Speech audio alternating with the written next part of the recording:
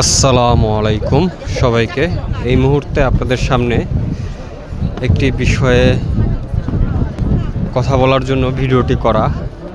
বরাবরের মতো আল্লাহর অশেষ মেহেরবানিতে আমি আছি পবিত্র কাবা চত্বরে। আপনারা হয়তো এই দৃশ্য দেখতে পারতেছেন, লাখো লাখো হাজি এখানে অবস্থিত এই পবিত্র কাবায় উমরা হজের উদ্দেশ্যে অবস্থান করছেন। তো আপনাদের মনে হয়তো একটা প্রশ্ন কাজ করতে পারে যে এই পবিত্র কাবা এরিয়াতে হাজিরা হারিয়ে যায় কিনা, হারানোর সম্ভাবনা কেমন।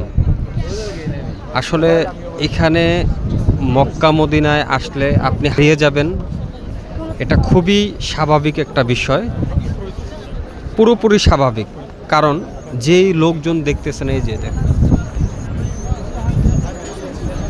যে পরিমাণ হাজি পবিত্র মক্কায় অবস্থান করে থাকে এবং মদিনার মসজিদে নববীতে থাকে, মদিনা থেকে মদিনায় হারানোর সম্ভাবনাটা কিছুটা কম। কারণ ওইখানে পরিবেশটা পুরোটাই একটা সিস্টেমেটিক ওয়েতে চলতে হয়, আপনি হারাবেন খুব কম। কিন্তু মক্কায় আসলে আপনি আসলে হারানোর সম্ভাবনা একেবারে 99%।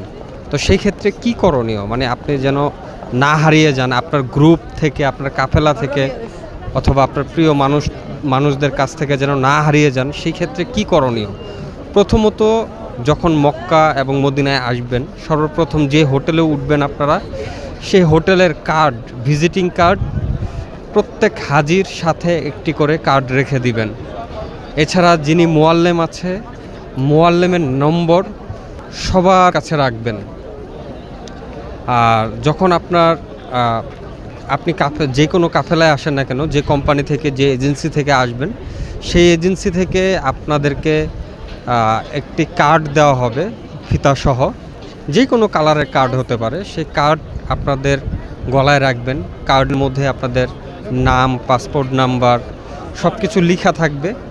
এবং অনেক ক্ষেত্রে মানে বিশেষ প্যাকেজগুলোর যে প্যাকেজগুলো রয়েছে, সেই প্যাকেজে মধ্যে আসলে আপনারা কার্ডের মধ্যে 2 হোটেল, মক্কা মদিনার হোটেলের নাম সহ থাকবে। তো সেই ক্ষেত্রে আপনি যদি হারিয়ে যান, হারিয়ে গেলে আপনার হোটেলের কার্ডটি যখন এখানকার কোনো মানুষকে দেখাবেন, অথবা